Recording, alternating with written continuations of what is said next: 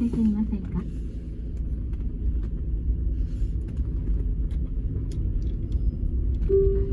今日は4月19日土曜日です。地図の日です。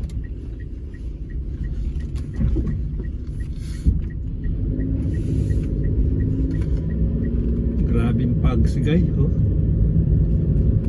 Ano ang kalsada ngayon? Super pags sa Japan. Pagkadilim ng kalsada, makita yung sasakyan sa unahan.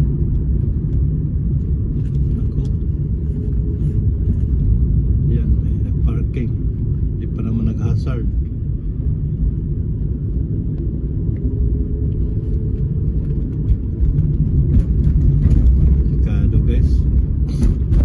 Kita ang singgo, ang stoplight.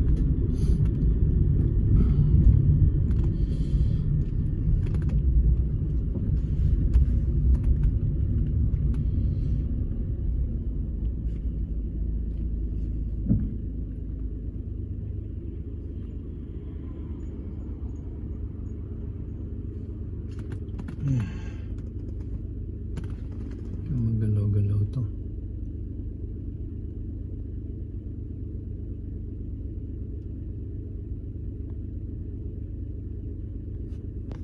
Pangit pala dito.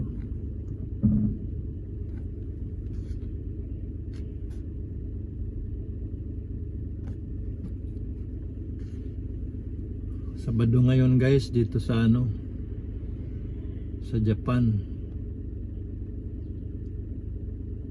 Kaya konti lang sasakyan, pahinga ang mga tao ngayon dito. Maraming rest day ngayon.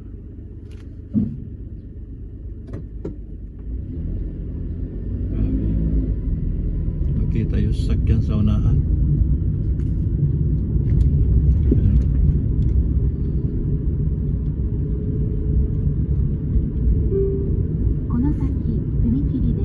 Kailangan mag-ilaw talaga guys, oh. Baka mabundol no.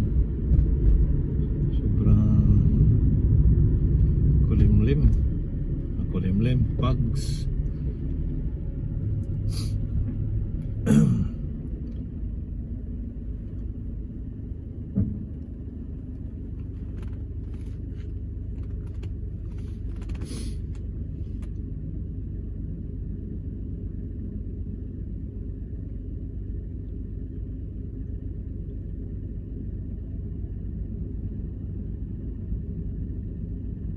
Maganda ngayon guys kay na ang init 15. Ang lamig ngayon 15 lang. 15 ang lamig guys dito sa amin sa bandang Kobe City. Kaya ingat talaga sa pagmaneho guys, oh. Yung makita yung unahan.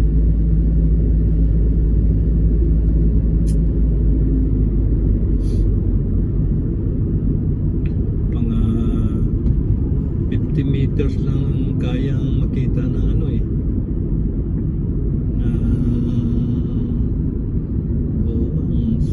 ang stoplight di makita eh. Grabe nakapags ngayon guys, so.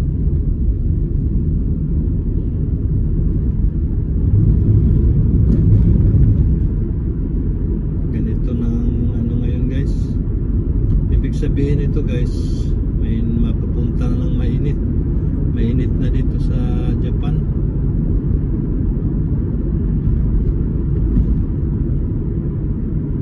Tanim na naman sila ngayon dito ng palay. Magsimula na sila ngayong Mayo. Ngayong May guys, yun ang tanim nila ng palay. May, June, July, August, September, harvest na sila guys. Isang harbisan. Isang taon guys, isang beses lang sila magtanim ng palay dito.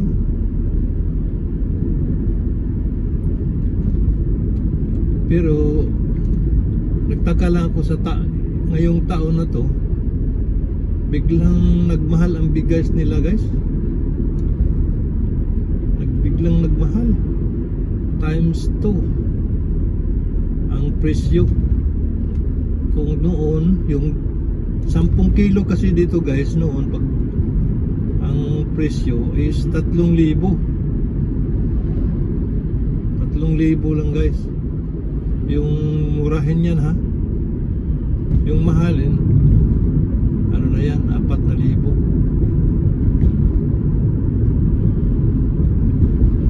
4,000 ngayon, 9,000 na yan ngayon guys, pati yung ano na yung tax. 10 kilo lang yan guys. Kaya grabing mahal ng bigas ngayon dito.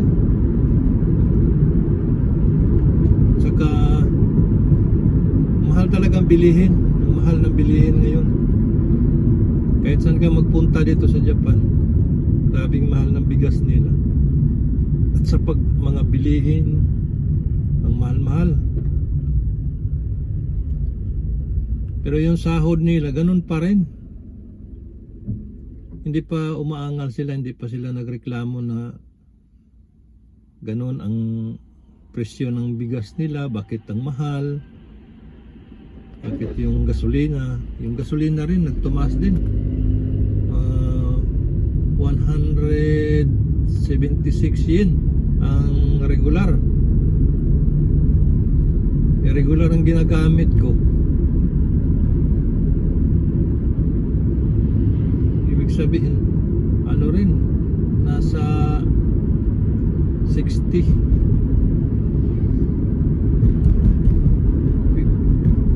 pesos sa Pilipinas. Ewan kung magkano ang regular dyan sa Pilipinas ngayon. Pero dito ano ng presyo guys. Dito banda parang walang pugs na. Doon lang ang grabing pugs. Ayan, wala nang pugs dito guys. Doon lang. Kita mo na yung mga truck. Ayan, 179. Yung regular dito 159. Diesel. 3 lang kasi dito guys eh. Sa atin marami pang mga pangalan yung diesel. May ano? Hindi ko maintindihan.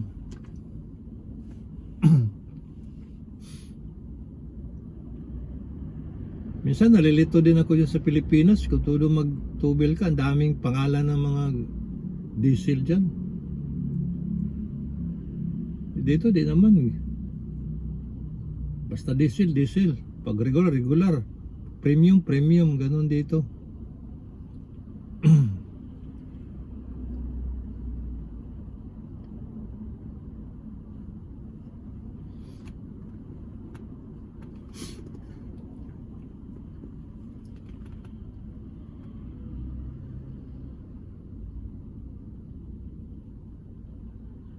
Mga sasakyan dito lahat guys, hindi pwede walang plate number.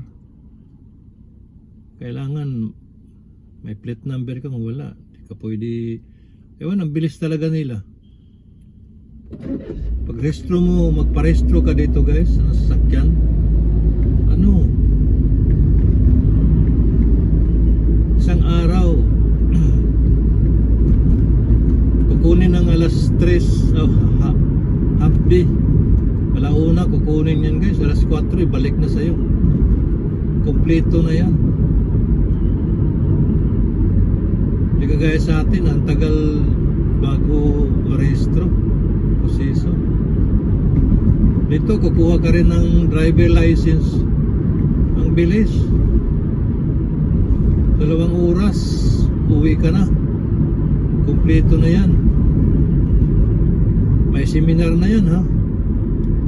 Kasi habang nagpo-proseso yung license guys, nagsiseminar na sila. May seminar nang ginawa.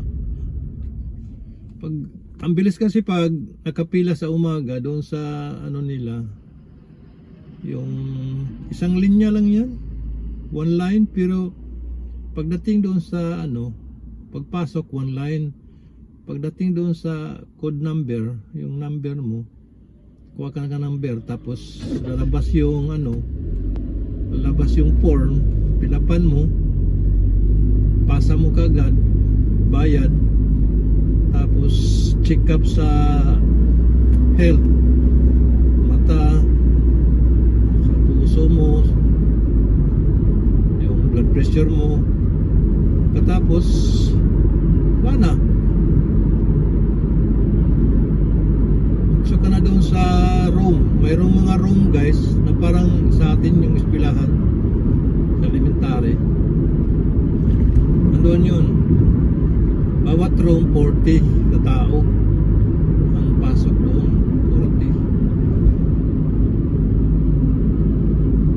40. Tapos pagkapuno niyan, yun simula na ang 1 to 3 hanggang 40 yan guys. 40 to 80 sunod na room. Kaya pagkaganda guys yung nila, pamaraan kaagad.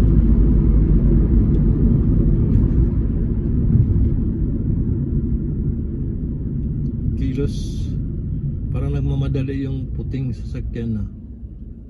Ganun pa rin pagdating doon, stoplight pa rin sa unahan. Ba't doon sa amin ang pags grabe, dito wala naman. Papunta na ako sa trabaho guys ngayong umaga. Ang pasok ko kasi alas 7 ang pasok ko sa umaga kasi busy ang trabaho ko ngayon Di mo makikita dito guys na maraming mga motor, di ba? Walang mga motor dito guys na di kagaya sa atin na ewan ba't ganyan, napaka umaasa sa mga motor, mga rider, kaya mas lalong magkagulo. Ayun, hindi na makatakbo ng maayos. Parang Vietnam na yung lugar na to, Vietnam at saka yung Thailand. Ganun ang bansa natin ngayon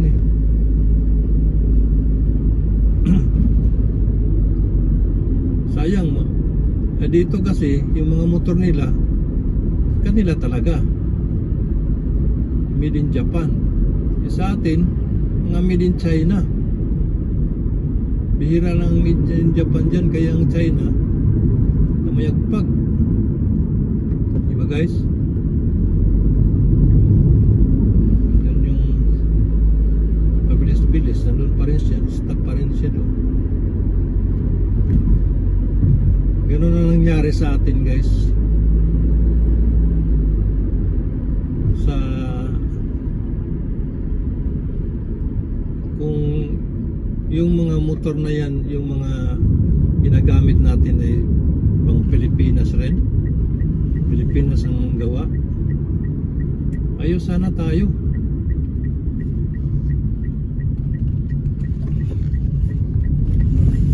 Problema sa atin, mahina ang dapat marunong tayo gumawa sarili natin para atin rin. Kung todo bike nga, hindi tayo makagawa, bisikleta lang. Mahilig tayo kasi sa wala tayong sariling idea. Sarap pagpatakbo pa ganito wala masyado sasakyan. Konti lang ang sasakyan umaga. 640 dito, 540 pa Pilipinas. Ayan ang presyo ng gasolina nila Kikita dyan sa itaas. Ayan.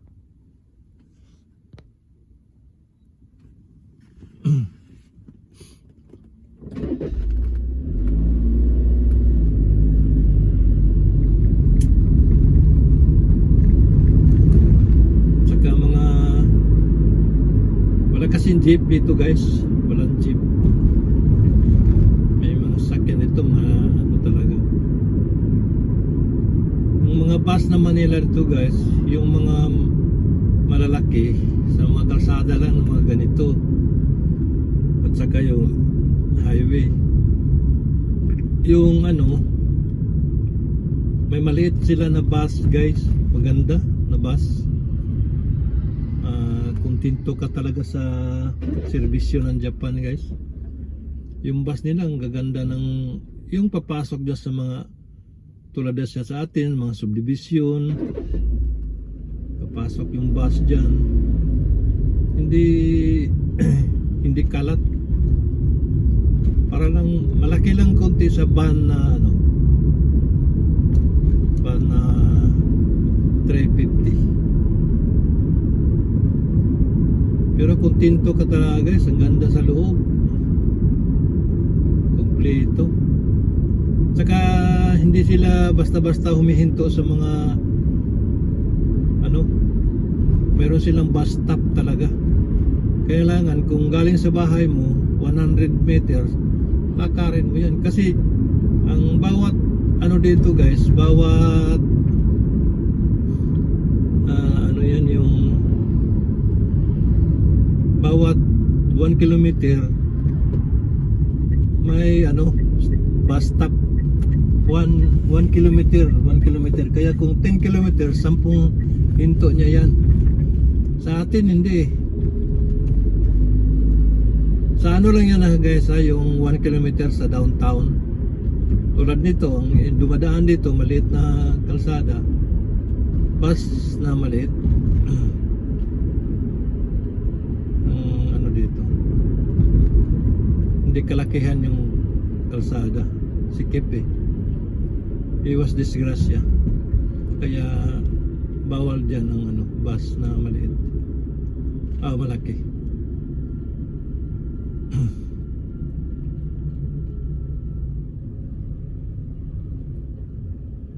Ito yung mga ginagawa sa Pilipinas na mga Isuzu. Ito Honda lang, ganitong style ang ginagawa dyan sa Pilipinas ngayon, na binibenta ng tag 100 plus ba yun? Pero maganda talaga ang van dito, ang ganda pagkagawa.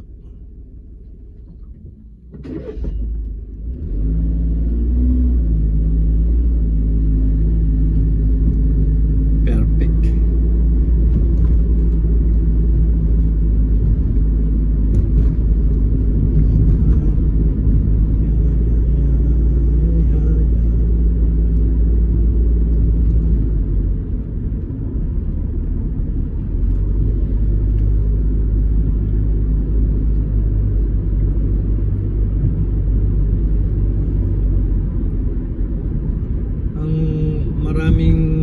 Marami dito guys na mga dayuhan, mga ano, Vietnam. Ang dami dito sa Japan ngayon guys. Pilipino konti lang.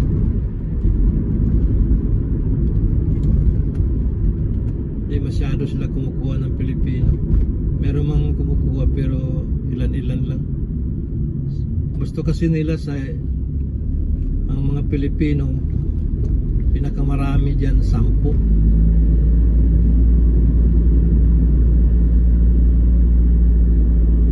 Pero ang Vietnam, grabe, ang dami nila.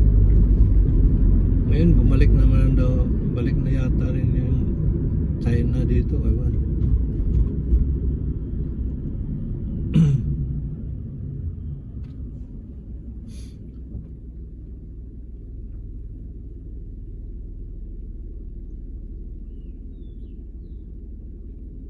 $19 minutes,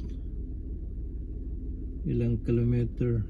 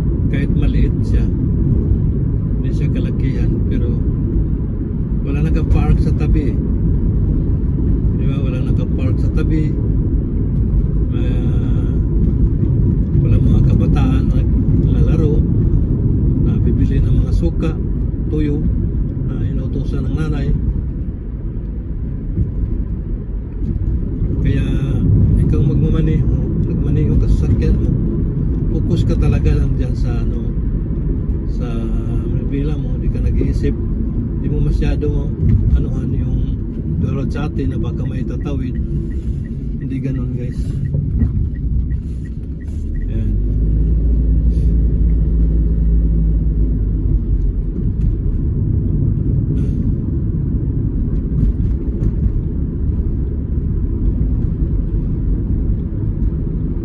Dito guys sa Japan, ayan yung sa unahan guys, yan dyan no.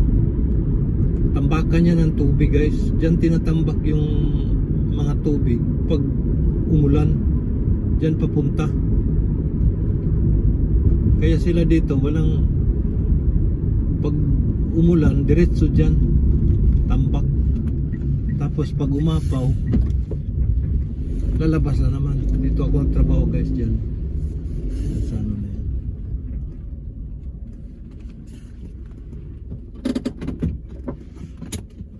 Baba muna ako guys. Papans muna ako guys. Dito na ako guys ha. Bye bye.